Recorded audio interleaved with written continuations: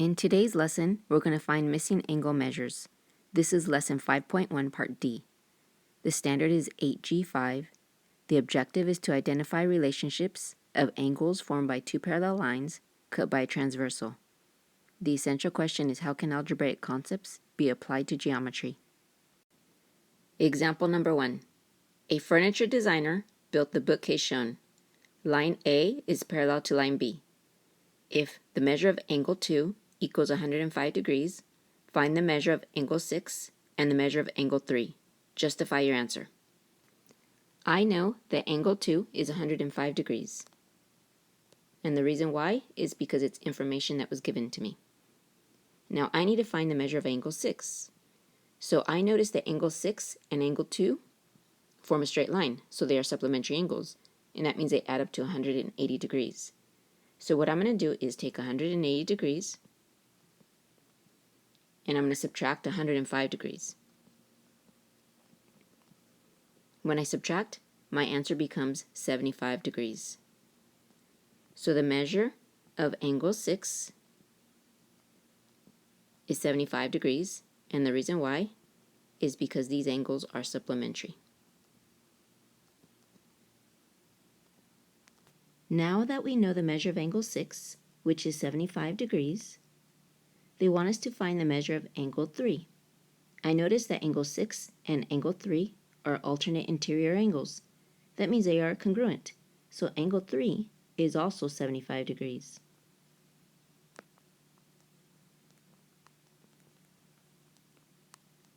And the reason why is because they are alternate interior angles.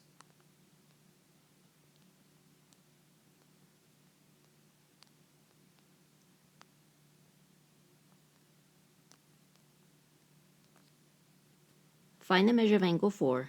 Justify your answer. I notice that angle 2 and angle 4 are in the same place but different intersection. That means they are corresponding angles, and corresponding angles are congruent. So angle 4 is also 105 degrees.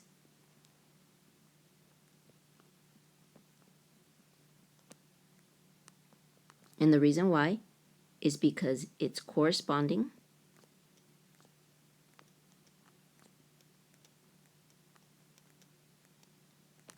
to angle 2. Example 2.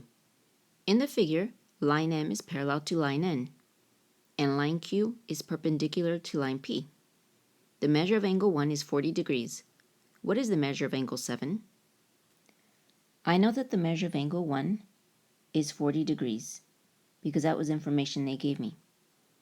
I notice that angle 10 and angle 1 are supplementary angles, so they equal 180 degrees. So I'm going to take 180 degrees, I'm going to subtract 40, and that will give me 140 degrees. So the measure of angle 10 equals 140 degrees.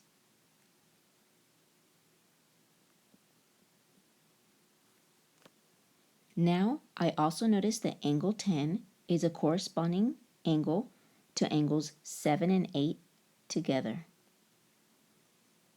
So that means I have angle 10 equals angle 7 plus angle 8. And the reason why is because they are corresponding angles.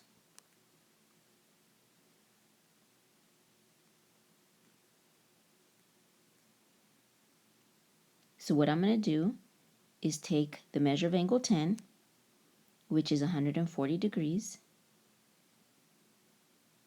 Angle 7 I do not know, so I'm going to make that X. But I do know angle 8, which is a right angle, so it's 90 degrees. So what I'm going to do is subtract 90 from both sides.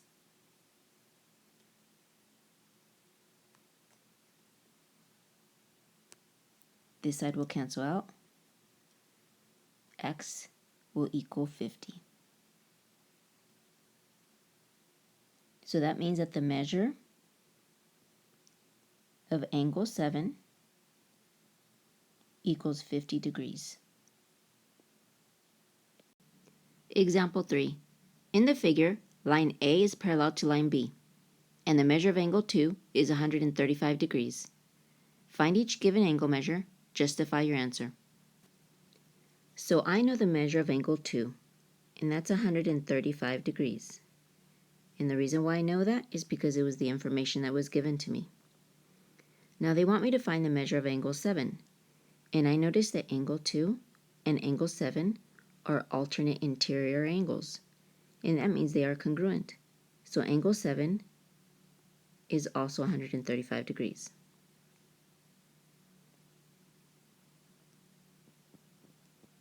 And again, the reason why is because it's alternate interior angles with angle 2. Now I need to find the measure of angle 9. So what I notice is that angle 2 has vertical angles which are 9 and 10 added together. That means they are congruent. So 9 and 10 added together should give me 135. So what I'm going to do is let x represent angle 9 because we don't know what that is. I'm going to add the measure of angle 10. I know that a right angle equals 90 degrees. So angle 10 is 90 degrees. And that's going to be 135. So now I'm going to go ahead and solve for x. I'm going to subtract 90 from both sides. This side will cancel out. Bring down my x. 135 minus 90 will give me 45 degrees. So now I know that the measure of angle 9 equals 45 degrees. And the reason why is because of vertical angles.